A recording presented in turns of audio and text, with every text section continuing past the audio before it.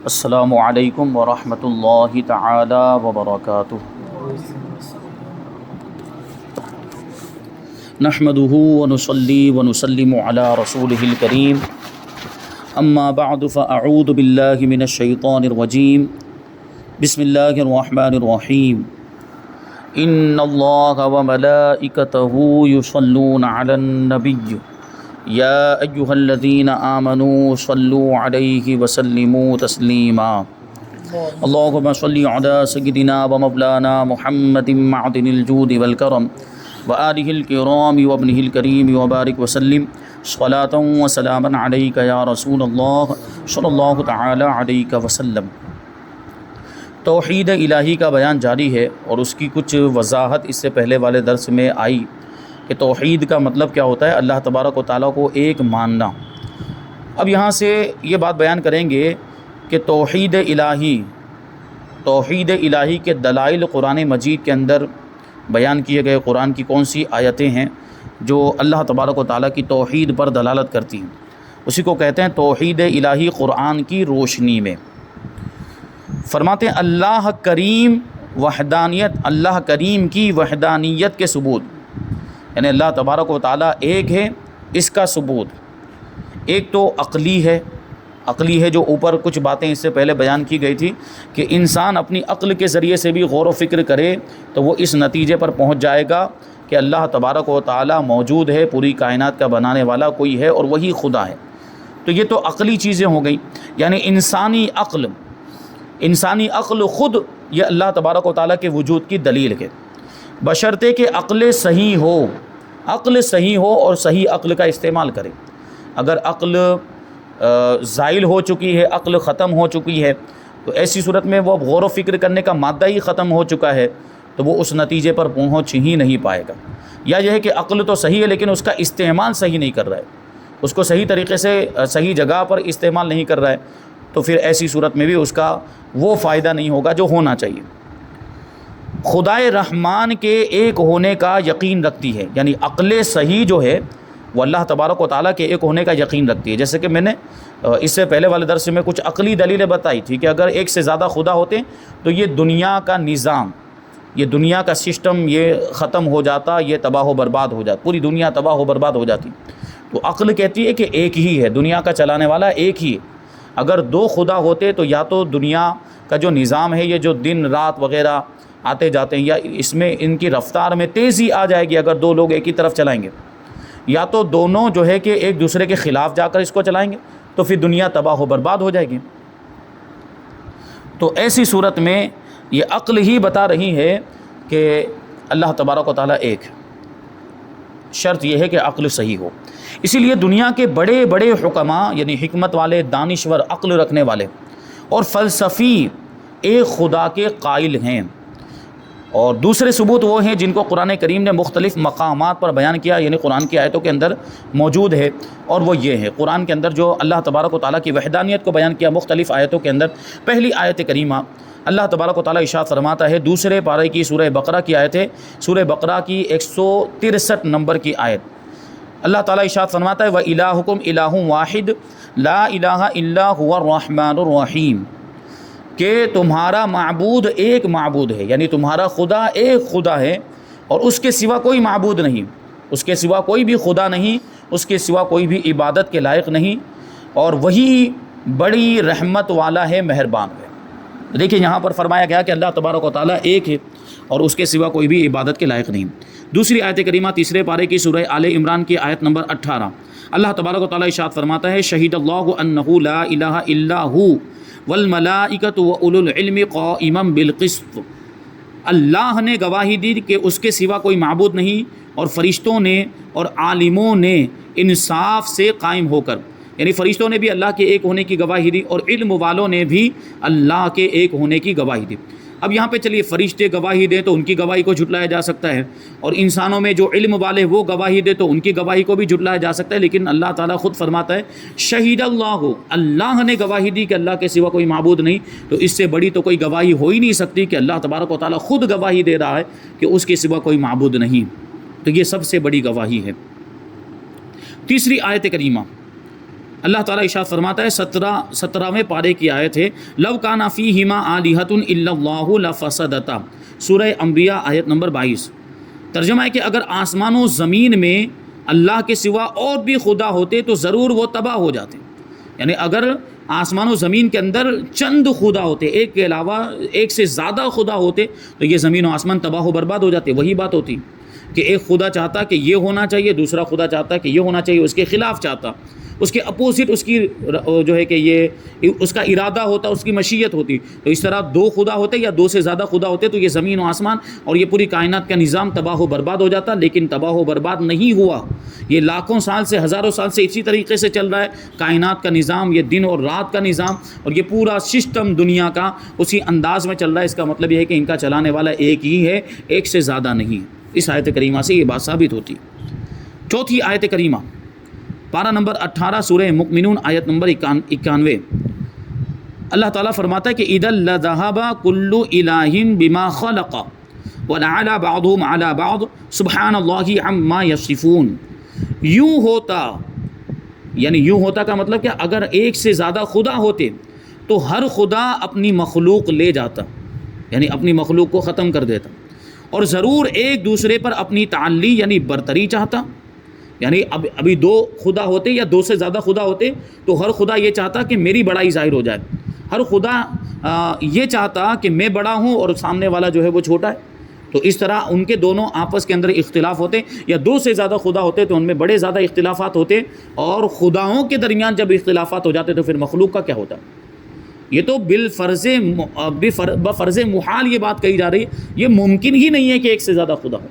یہ بس سمجھانے کے لیے بات کہی جا رہی ہے کہ اگر ایسا ہوتا تو یہ خرابی آتی، تو ہر خدا اپنی مخلوق کو لے جاتا اور ان کے آپس میں اختلافات ہوتے، ایک دوسرے پر اپنی تعلی اور برتری چاہتا۔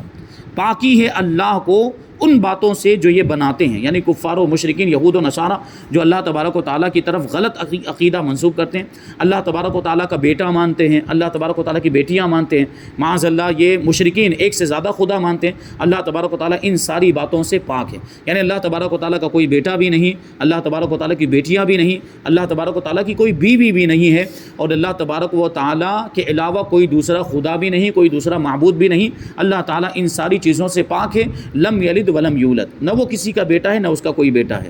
اور اس کی کوئی بیوی بھی نہیں، کیونکہ دیکھیں اگر بیٹا ہوگا تو بیٹا کیونکہ جز ہوتا ہے، باپ کا جز ہوتا ہے، باپ کا حصہ ہوتا ہے، یوں کہ لیے باپ کے بدن کا حصہ ہوتا ہے۔ تو جب بفرض محال اگر خدا کا بیٹا ہوتا تو وہ اس کا جز ہے، اس کا مطلب ہے کہ پھر اس کو بھی خدا ہونا چاہیے۔ اگر خدا کا کوئی بیٹا ہوتا تو پھر اس بیٹے کو بھی خدا ہونا چاہیے، ورنہ پھر یہ مفروض غلط ہو جاتا۔ بیٹا خدا نہ ہو تو پھر یہ بات غلط ہو جاتی کہ جز خدا نہیں ہے اور وہ جس کا جز ہے وہ خدا ہے، یہ بات ہو جاتی۔ تو بیٹا ہے ہی نہیں، اللہ تبارک و تعالیٰ کا بیٹا ہے ہی نہیں، اور اللہ تبارک و تعالیٰ بھی کسی کا بیٹا نہیں، اللہ تعالیٰ کا کوئی باپ نہیں، کیونکہ باپ ہونے کا مطلب یہ کہ بیٹا باپ کا محتاج ہوتا ہے وجود میں آنے کے لیے، کیونکہ ظاہری سبب دنیا کے اندر انسانوں کا معاملہ یہ ہے، دوسری مخلوقات کا بھی یہ ہے کہ ماں باپ یہ سبب بنتے ہیں اولاد کے وجود میں آنے کا، یعنی وجود میں آنے کے لیے ماں باپ کا محتاج ہے۔ تو معاذ اللہ اگر خدا کا کوئی باپ ہوتا تو اللہ تبارک و تعالیٰ اس کا محتاج ہو جاتا، جبکہ اللہ تبارک و تعالیٰ کسی کا محتاج نہیں ہے۔ یہ ساری چیزیں ہیں، نہ اللہ تبارک و تعالیٰ کی کوئی اولاد ہے، نہ وہ کسی کی اولاد، نہ اس کی کوئی بیوی ہے، اور وہ مشرکین جو شرک کرتے ہیں دوسرے معبود، اللہ تبارک و تعالیٰ ان ساری چیزوں سے پاک ہے۔ تو ان آیتوں سے معلوم ہوا کہ اللہ تعالیٰ کے ایک ہونے کا یقین ہر شخص کو ہونا چاہیے۔ آئیے اب جانتے ہیں کہ اللہ تعالیٰ کے بارے میں ہمیں کیا عقیدہ رکھنا چاہیے اور ہمارے عقائد کیا ہیں، یعنی اہل سنت و جماعت کے عقائد اللہ تبارک و تعالیٰ کے بارے میں کیا ہیں۔ سب سے پہلے سوال ہے کہ توحید کسے کہتے ہیں، اور اس کی وضاحت تھوڑی اس سے پہلے والے درس میں آ چکی ہے۔ فرماتے ہیں جواب کہ توحید کا لغوی معنی ایک ماننا، اور توحید الہ یعنی اللہ تعالیٰ کو ایک ماننا۔ شریعت میں توحید سے مراد دل سے تصدیق کرنا یعنی دل سے ماننا، اور زبان سے اس بات کا اقرار کرنا یعنی زبان سے بھی یہ الفاظ ادا کرنا کہ ہماری اور تمام عالم کی پیدا کرنے والی ذات ایک ہے، اور وہ ذات اللہ رب العزت کی ذات ہے، اور اس کا کوئی شریک نہیں، نہ اس کی ذات میں، نہ حکومت میں، نہ عبادت میں۔ یعنی اللہ تبارک و تعالیٰ کی ذات میں کا مطلب ہے کہ اللہ تبارک و تعالیٰ جیسا کوئی دوسرا خدا نہیں ہے، اور حکومت میں یعنی اللہ تبارک و تعالیٰ جیسا حاکم کوئی دوسرا نہیں ہے، اور عبادت میں یعنی اللہ تبارک و تعالیٰ کے علاوہ کوئی عبادت کے لائق نہیں ہے۔ آگے سوال ہے کہ اللہ تبارک و تعالیٰ کے موجود ہونے پر کیا دلیل ہے؟ جواب دیتے ہیں اللہ پاک کا موجود ہونا آفتاب سے زیادہ روشن ہے، سورج سے بھی زیادہ روشن ہے۔ اس کی ہستی کا یقین ہر شخص کی فطرت میں داخل ہے۔ اس کی وضاحت ہو چکی اس سے پہلے واقعات کی روشنی میں، خصوصاً مصیبتوں میں، بیماریوں میں، موت کے قریب اکثر یہ فطرت اصلیہ ظاہر ہو جاتی ہے، اور بڑے بڑے منکرین بھی یعنی خدا کا انکار کرنے والے بھی خدا ہی کی طرف رجوع کرنے لگ جاتے ہیں، یعنی پھر ان کو خدا یاد آنے لگتا ہے، پھر ان کو اس بات کا احساس ہوتا ہے کہ ہمارا کوئی بنانے والا ہے، پھر مصیبت میں وہ اللہ تبارک و تعالیٰ کو یاد کرتے ہیں، اور ان کی زبانوں پر بھی بے ساختہ خدا کا نام آ ہی جاتا ہے۔ آگے سوال ہے کہ دنیا کی کن چیزوں سے خدا کی ہستی کا پتہ چلتا ہے؟ جواب، تھوڑی سی عقل والا انسان بھی دنیا کی تمام چیزوں پر نظر کر کے یعنی غور و فکر کر کے یقین کر لے گا کہ بے شک یہ آسمان و زمین، ستارے اور سیارے، انسان و حیوان یعنی جاندار اور تمام مخلوق کسی نہ کسی کے پیدا کرنے سے پیدا ہوئے ہیں۔ ابھی یہاں پر ایک لفظ آیا حیوان، اردو میں حیوان بولتے ہیں، اس کا کوئی دوسرا مطلب مراد لیتے ہیں، لیکن یہاں حیوان سے مراد جس کے اندر جان ہو، تو انسان بھی حیوان ہے، یعنی انسان بھی جان والا ہے، وہ بھی جاندار ہے، اور اس کے علاوہ جتنی چیزیں ہیں جو جاندار ہیں جن کے اندر روح ہوتی ہیں، جیسے یہ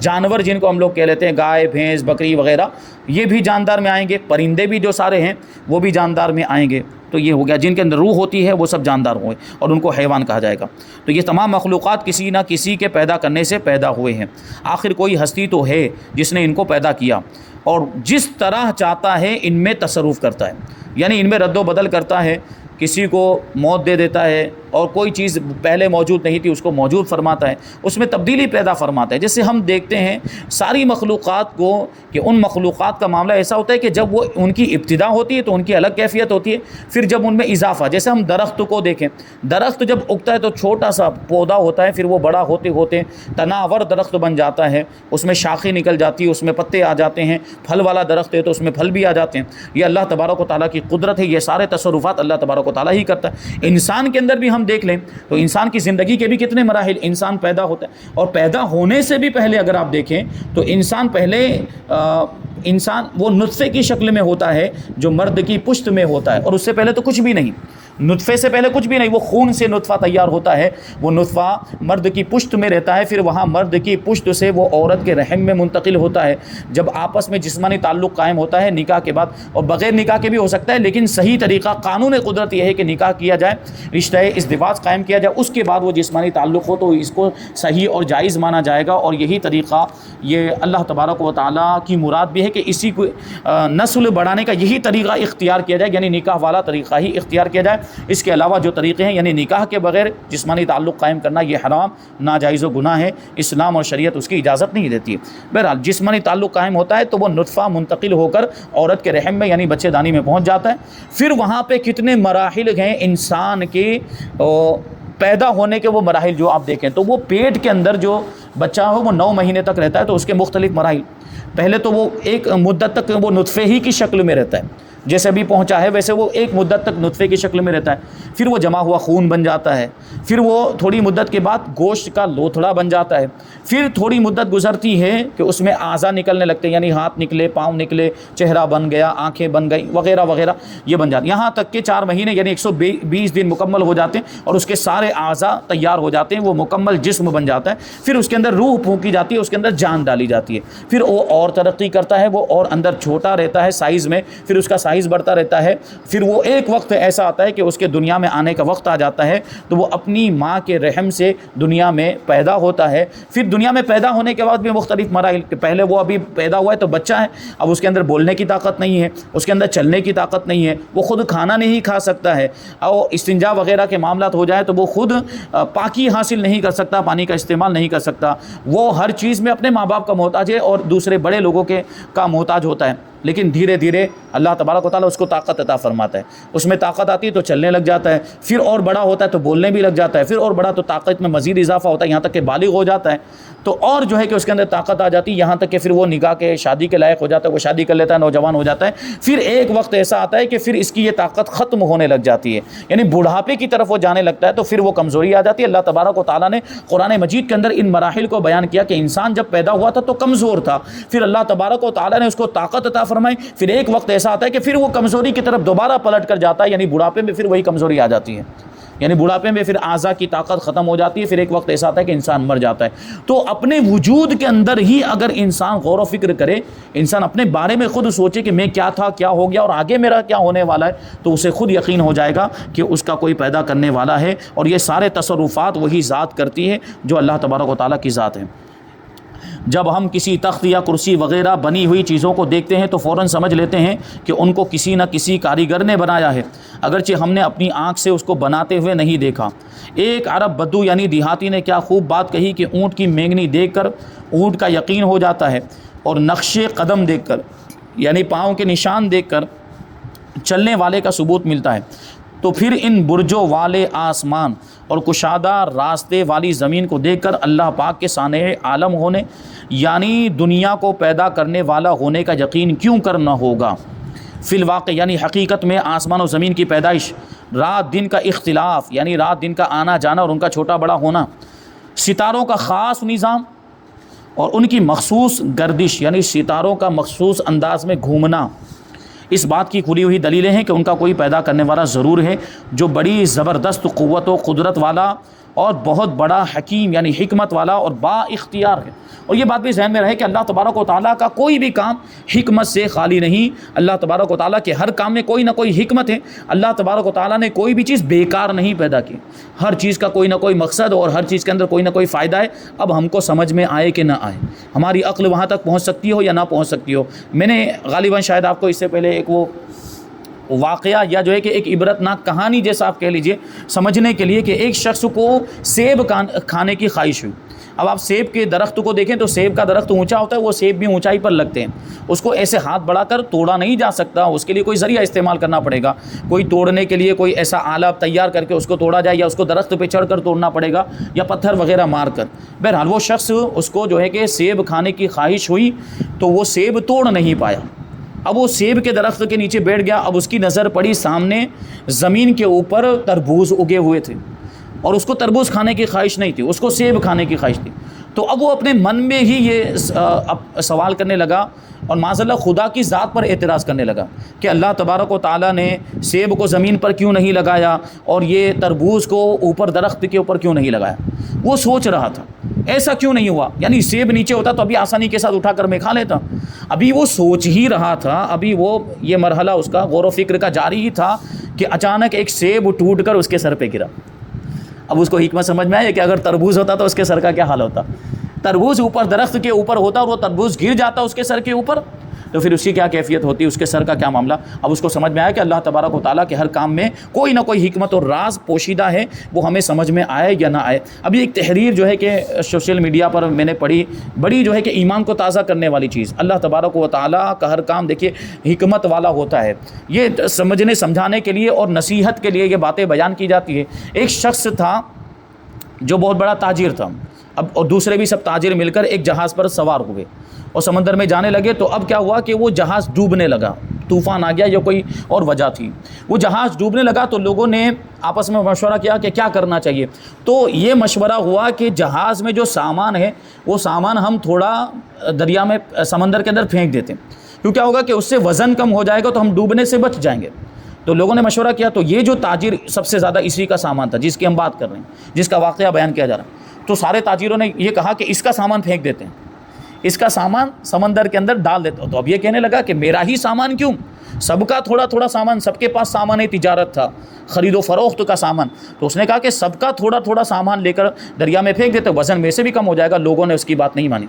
اور کہا کہ تمہارا سامان سب سے زیادہ ہے تو تمہارا ہی سامان پھینکا جائے گا. اور انہوں نے یہ کیا بھی, اس کا بھی سامان, اس کا سارا سامان بھی پھینک دیا اور اس کو بھی پھینک دیا, اس تاجر کو بھی دریا میں پھینک دیا. اب وہ حواس باختہ وہ دریا کے اندر ہاتھ پیر مارنے لگا، اور پتہ نہیں اس میں کیا کیفیت ہوئی ہوگی کہ وہ بے ہوش ہو گیا یا پانی زیادہ پی لینے کی وجہ سے وہ ہوش کھو بیٹھا۔ تھوڑی دیر کے بعد اس کی آنکھیں کھلی، ہوش میں آیا تو وہ کیا دیکھتا ہے کہ وہ ایک جزیرے پر پہنچ گیا، یعنی وہ بچ گیا۔ کہنے کا مطلب یہ ہے کہ اس کے سامان کو بھی پھینک دیا گیا تھا، اس کو بھی سمندر کے اندر پھینک دیا تھا، لیکن وہ بچ کے ایک جزیرے پر پہنچ گیا۔ اب اس جزیرے پر اس نے ایک خیمہ بنا لیا اور اسی خیمے کے اندر وہ رہنے لگ گیا، اور وہاں پر اس جزیرے کے اوپر خرگوش وغیرہ جانور تھے، تو خرگوش کو پکڑ کر اس کو کاٹ کر ذبح کر کے اس کو وہ کھانے بھی لگا، اور اسی طرح اس کے زندگی کے ایام گزرنے لگ گئے۔ لیکن کچھ دنوں کے بعد کیا ہوا کہ اچانک جب وہ خرگوش کو پکا رہا تھا، خرگوش کا گوشت اس کو ذبح کرنے کے بعد اس کو پکا رہا تھا، اس کی آگ کے شعلے جو تھے، اس کی آگ کی لپٹیں اس کے خیمے کو لگی اور اس کا خیمہ جل گیا، اور وہ خیمہ راکھ ہو گیا، جل کر راکھ ہو گیا۔ اب جو ایک اس کا سہارا تھا کہ وہ خیمے کے اندر رات دن گزار رہا تھا، اب وہ خیمہ بھی جل گیا، تو اب وہ اللہ کی بارگاہ میں شکایت کرنے لگا، شکوے کے الفاظ اپنی زبان پر لانے لگ گیا کہ کتنی بڑی مصیبتیں مجھ پر آئی، میرا سامان ان لوگوں نے پھینک دیا اور پھر مجھے بھی پھینک دیا، پھر میں کسی طریقے سے بچ کر یہاں پر پہنچا، ایک میرا سہارا یہ خیمہ تھا اور وہ خیمہ بھی جل گیا۔ یعنی گویا کہ وہ زبان حال سے یہ کہنا چاہتا تھا کہ اللہ تعالیٰ میرے ساتھ یہ کیسا مطلب سلوک ہو رہا ہے، یعنی یہ میرے کتنی بے سر و سامانی کے عالم میں ہوں اور اللہ تبارک و تعالیٰ میری مدد بھی نہیں فرما رہا ہے۔ یہ اعتراض اس کے ذہن میں آیا، اور اسی میں وہ یہ سوچتے سوچتے ہی وہ سو گیا۔ اب وہ صبح کو جب اٹھا تو کیا دیکھتا ہے کہ 2 کشتیاں کنارے پر لگی، وہ یا تو سو گیا تھا یا بے ہوش ہو گیا تھا، 2 میں سے کوئی ایک کیفیت تھی، یعنی کوئی بھی یا تو ہوش میں آیا بعد میں یا سو کر اٹھا تو دیکھتا ہے کہ 2 کشتیاں اس جزیرے کے کنارے پر لگی ہوئی، اور 2 کشتیوں میں سے اتر کے کچھ لوگ اس کے پاس آئے، تو اس نے پوچھا کہ آپ لوگ یہاں کیسے آئے اور کیوں آئے؟ تو وہ آنے والوں نے جواب دیا کہ ہم تم کو بچانے کے لیے آئے، ہم تم کو یہاں سے لے جانے کے لیے آئے۔ تو اس نے بتایا کہ یہ جزیرہ اتنا دور افتادہ ہے، اس جزیرے کے بارے میں عام طور پر کسی کو پتہ بھی نہیں ہوگا اور کوئی جانتا بھی نہیں ہوگا، آپ لوگوں کو کیسے پتہ چلا؟ تو اس نے وہ آنے والے لوگوں نے جواب دیا کہ ہم عام طور پر یہاں سے گزرتے رہتے ہیں، ہمیں اس جزیرے کا علم ہے اور ہمیں یہ بات معلوم تھی کہ یہاں پر کوئی بھی انسان نہیں رہتا،